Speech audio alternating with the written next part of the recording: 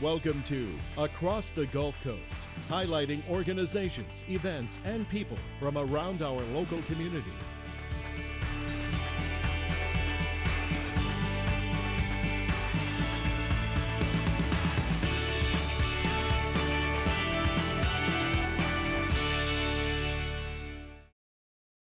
Hello, I'm Cam Johnson, Public Affairs Manager for Cox Communications, and I'd like to welcome you to another great episode of Across the Gulf Coast. We've got a lot taking place this spring up and down the Emerald Coast. We're going to start off in Fort Walton Beach. We have a great festival returning to Fort Walton Beach this year, and joining me now to talk about that are Jose Garcia and Geraldine Martinez. Thank you both so much for coming on the show today. Thank you, and thank you to Cox for having us. Absolutely. You know, welcome back. You know, you guys have been on before because y'all have such a great event. We definitely wanted to bring you back.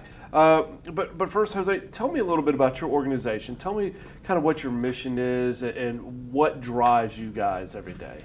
Right. The Northwest Florida Boricuas Ausentes was created back in 2008. And I was in the Air Force, and there's a lot of countrymen from here, from Puerto Rico, where I'm from, or we from. And so I wanted to bring to them a little bit of the island right here. And at the same time, while doing that, I introduced the culture to the local communities all across the Panhandle.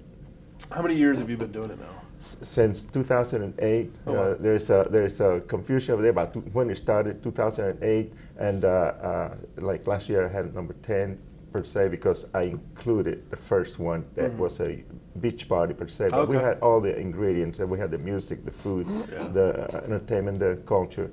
So I said, okay, we're going to upgrade that to festivals, and now we are number 11.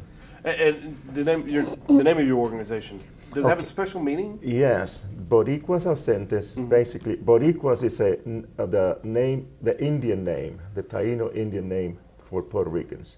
So ausentes mean absent. So Puerto Ricans absent from the island. Okay. So tell me a little bit about this year's event. You know, what are you guys expecting? What can people see it when they come down there? You want to take that? Or? Hopefully we will have as big of a crowd or more than we have had before, of course. A lot of music, salsa specifically, merengue, bachata. Those are Latin music genres that people love to dance.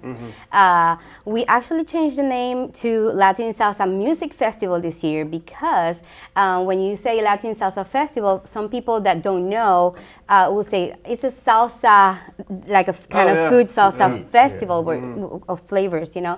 And of course, part of our mission is educating people about our culture, specifically Puerto Rican culture.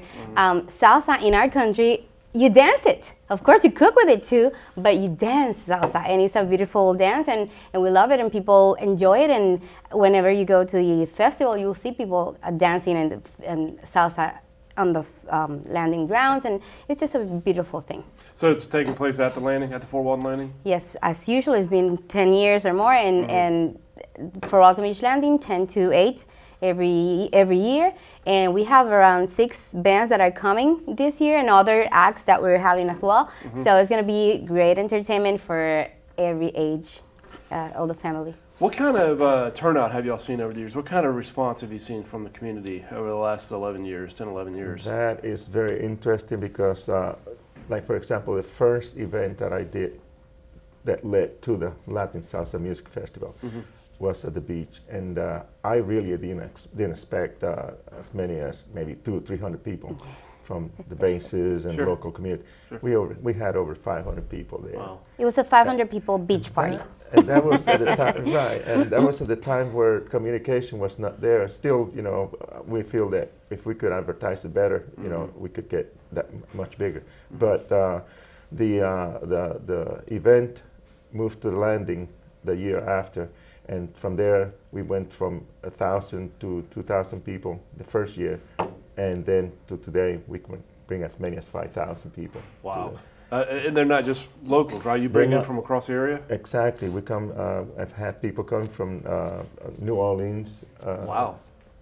Southern Alabama, Miami even. And since I have some of my vendors are Puerto Rican food, the cuisine is done by from scratch. I mean, it's fresh food.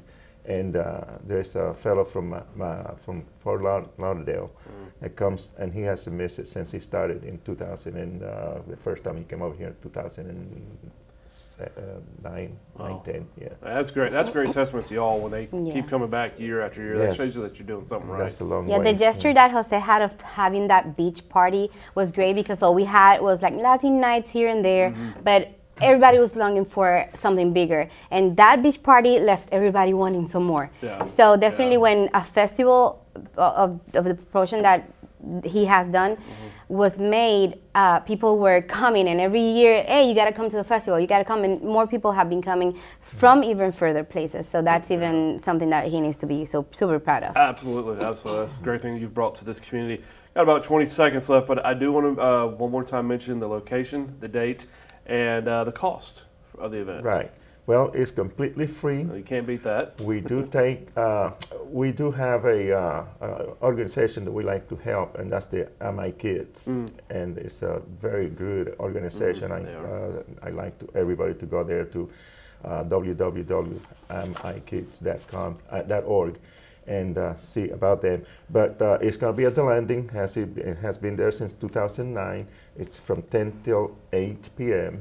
And it's like Geraldine says, it's music and food and entertainment for the whole family.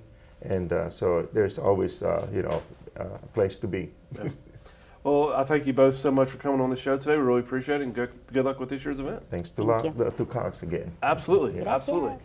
Stay with us. When we come back, we're going to be talking Billy Bowlegs.